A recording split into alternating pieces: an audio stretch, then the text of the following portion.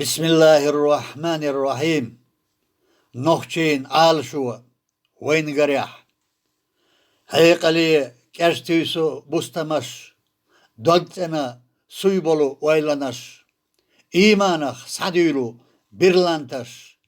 Vejari vovşah mahul diyelaş. Turpala nohçoçun tahyanaş.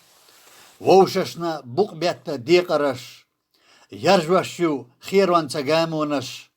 Hayilla wayna ibaqwanash. Biedocu lulach way hastuanash. Vejaşna tehüttü balanash. Hambotuş daqyuluş şeymbargash. Waymata khilliyara godotuş. İqastarş, biedatarş, pebiattarş. Şeytana vel iyazu billah daqiçah dugyarzaş. Mastaqçu davstüyüsüş, da'dellerş. Haq yolçu çimtüyüsüş, xidüllürş. İmanah daqyedarş, yahyaynarş. Nohçeyi muat aymina juhurgaş. Nohçalla yuhkina xardangaş. Şeymet diye vahkovşu yuyezaş. Tohkuçu çereşsa qamdiyoquş. Pitnaşsa marzalla vay çastuş. Çadüyezal sanna derş vay xerderş. Nohçeyi qam geldina dudoğuş. Baqwayat jasanna derjina. Şeytanan la'amaş tuvalita. Çancinan veşan buh atita. Vayn gora vay nitsqaş biqita. Aysallu vay daqas doğurdu. Diqalah dünyunu haqurdu. Vay qestah mastaqçu oturdu. Dayqarçaş vay baylah düsturdu.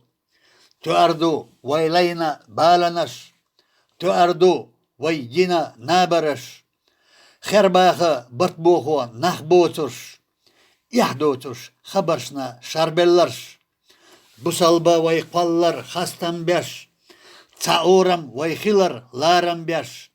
Yokkaçu maydanah qamgul deş. Bokkaçu yayçura qaça beş. Dünençuah baqibu karçamaş. Qiysamyah ximbolu xiçamaş. Keçamba bezaşdu iziraş. Nisaçu qiyatamca muhaklar beş. Vay qaman çaallin bavyuttuş. Deydayşa satisar davattuş. Sağınca çetemaş dabuğuş. Qastina dikkenti tebuğuş. Yaxançu zamanyah stambaquş.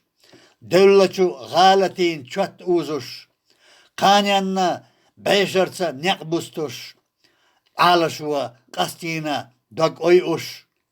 Vay deylan nisvança baram beş.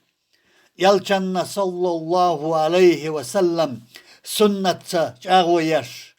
Qonaxin vayn walin doşnis yaş. Vay kuga hüttürdü buhçaq beş.